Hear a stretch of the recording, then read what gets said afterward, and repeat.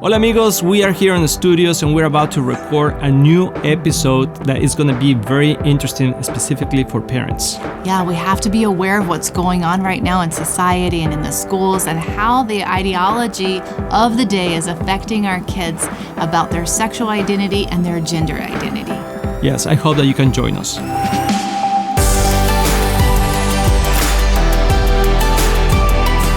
Hola amigos, we are Luis and Kristen Roman from Éxito en la Familia, also Success in the Family in Spanish, and we are here.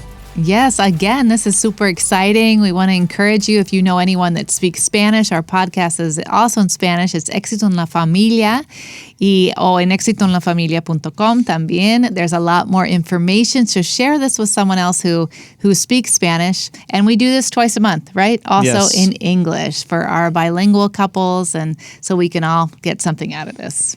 Y aprender español. To learn some Why Spanish. not? Why not? Yes, Just take advantage of it. little words. Like we're going to learn a word today, like hijos. Hijos are children. And we're going to be talking today about like are our kids being indoctrinated? Not to be confused with higos. I just want to say that because Higos. there's a word that I would confuse that when I was learning Spanish. Higos are figs. So I would walk around talking about my figs. But what I meant was my children. So Yes. So, but the topic that we are talking today, Han, is that are our kids being indoctrinated? And I think this is something that every parent is dealing with today. And we don't know sometimes what to do.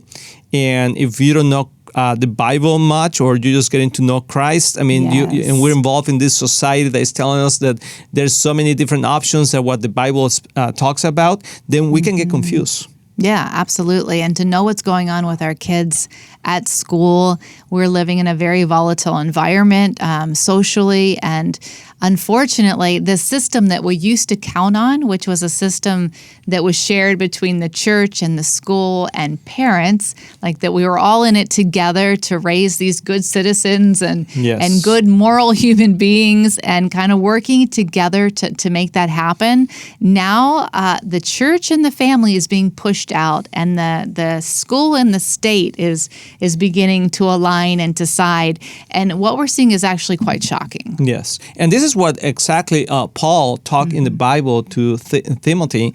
And he said in 2 Timothy, it says, 1 Timothy says that you should know, it's 2 Timothy 3, 1-3, is that you should know this, Timothy, that in the last days there will be very difficult times. Yeah. And it keeps going on that people will be lovers of themselves, lovers of money, that they will mock the Lord and everything that is pure. Mock him. Everything that is pure, everything that is good, and that they're going to start calling evil good and good evil. Yeah. And we're just seeing it. I remember when I was younger that those things were like, how are people going to call evil good? You know, I used to think that whenever I started going to church and I heard those things, I was like, that's never going to happen. Well, it's happening today. It is absolutely happening. And yeah. it's an acceleration that's beyond what we could have ever imagined, right? We never thought we could be here so fast. Yes. And that's something that we want to make y'all aware of. It's not like we can bring all the solutions in a short amount of time, but if we can bring awareness to what's going on, we can't be naive. We just can't live like I was probably 5 years ago, like, that'll never happen. We'll never get that bad. You just think that no one would be capable of doing what's happening today, that there wouldn't be medical professionals who are capable of medically castrating our children and thinking they're doing something good. That's when we can see how demonic this is. We can see that there has to be a spiritual force behind it, because no one intelligent and prepared that considers themselves a good person could participate in what's going on today. Yes, unless you are blind. Unless you are like blind and deceived. And that's what the Bible talks about. And I believe, you're going to give some specific statistics that are very important, but I believe that what's going on today is not so much of a problem of sexual identity, but really what's happening today is a problem of family identity. Tiling, tiling, tiling. That's exactly, true. Yes. It's so true. This goes way beyond, and I'm going to give some statistics to kind of prove that. I'm going to back you up. Yes, please. This is a... Sí, hermana Kristen. Gracias, amor. This is an encuesta. Oh man, I lost my English. What's an encuesta? A survey. A survey. Got it. Yeah. Survey says, ding, ding. Okay. This was a survey taken in 2021. So the survey was taken at the same exact time. So when I talk about how many traditionalists, which were born before 1946, think this, it's not like they thought that when they were young. This is today. We're all receiving the same information, watching the same news, hearing the same things on social media. I know older people hear less on social media, but you can't say it's, because they were scared to come out or those were different days then. No, this survey was taken at the same time in 2021. This is for how many people identify with the LGBTQ community in some way, either as homosexual or as transgender. So the traditionalists born before 1946, 0.8% of them today are in 2021 identified with this community. Baby boomers, 2.6%. Wow. Gen X, 4.2. So it's kind of consistent and just kind of doubling that. Then we get to millennials, 10.5. There's a jump, 10.5%. And then Gen Z. So Gen Z, born between 1997 and 2003, 20.8% of our young people today would say they identify in some way as LGBTQ. How is this possible? Yes. It's not like there's something in the water that all of a sudden we're only giving to the young people and it's changed, or that something medically has happened different in their bodies. And no, you can see that this has got to be a cultural phenomena, an indoctrination phenomena of what's happening in our young people. Yes, and we used to see that in the past. They did several studies about how they could indoctrinate people to become more communist and socialist, and they say, well, we can get the children. We can indoctrinate the children in this new way of thinking. They can change the way that the state is working, and it's exactly what's happening. And how do they do that? How do you indoctrinate a child? How does the state indoctrinate a child? By separating them from the influence of the church and their families. Yes. And it's proven that was actually a strategy used at different times, like you said, with communism and socialism. And unfortunately, we are now seeing an indoctrination in our own country here as well as others. And the question is, what do we do? What do we do? Because, I mean, in the natural, it's impossible to win the war against what is happening in this culturally wise, and fight against the state, the government, and would they have all the power in the sense of money and politics, and they making all these new laws. And so how do we do this? Because it's a battle of the heart. Yeah, how do we fight for our children? Yeah, because it's a battle of the heart. I mean, it's there, you know. So the only thing that we have is a certain specific time with our children in our homes that we can put the right doctrine into them. And the Bible talks about this in Philippians 4:8 says, and now, dear brothers and sisters, and it's talking Paul to the church. That's why I say, brothers and sisters, one final thing, fix your thoughts on what is true and honorable and right and pure and lovely and admirable. Think about these things that are excellent and worthy of praise.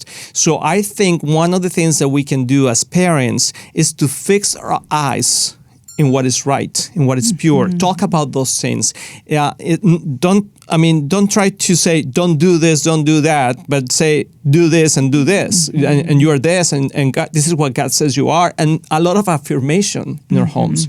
I think that we are missing the affirmation in our house, in our homes, and what the kids are getting in school is a lot of affirmation in what they are discovering or wanting to do. So who are you? Just let me finish this thought. So who are you? Oh, I think I'm transgender. Oh, I think I'm fluid. I think, and everybody's like, yes, affirming. So everyone wants to be affirmed.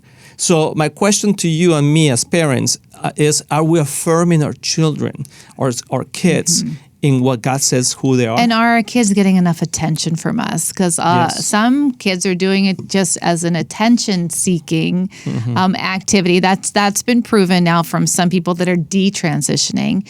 Now we have a generation that's gotten to be 20-something years old, and they've matured, and they're like, wait, this is not who I am. I'm going to detransition now. And as they're being interviewed, many are saying, I did this because I got so much attention. And like you said, and positive affirmation from people. And I was so rejected at school before, and all of a sudden now I became popular. So it was attractive to me. So at home, like you said, this is an identity, a family identity issue. Are we giving our children a strong enough sense of who they are as part of our family?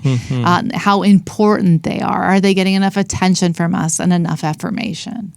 And what we were reading is fix your eyes.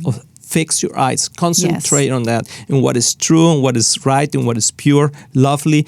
We don't need to reject anybody. We don't need to push away anybody. We need to embrace and say, this is who you are. And this is what God says who you are. And we love you. And yes, I mean, you were saying in another program we were doing, I mean, who has not struggle with their identity in some point, in the way we look, of the way we feel. Everybody, and not because of that, is because we were in the wrong body. It's just because the enemy is always trying to confuse us, because if he can take over the next generation, he can destroy the whole family. So this is super important that we as parents, as friends, we are true to ourselves and not to come against people and say, no, this is what you're doing wrong. But the Bible says the opposite. It says concentrate in what is good and what is pure.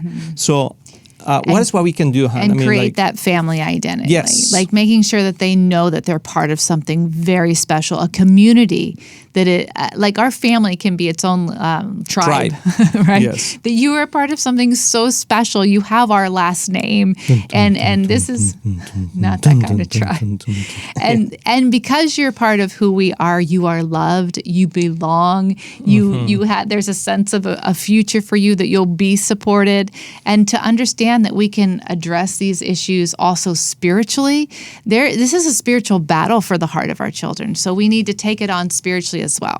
So today was about being aware, right? Like we need to wake up and believe this has gotten way more serious than some of us might have thought, right? And that there is truly a battle out there and against the minds of our children, to capture the minds of our children. And so that we need to take up arms in the spirit, right? And fight for our children. Y ten cuidado con lo que ven, con lo que escuchan, y con lo que leen. Yeah, be what present. Is that?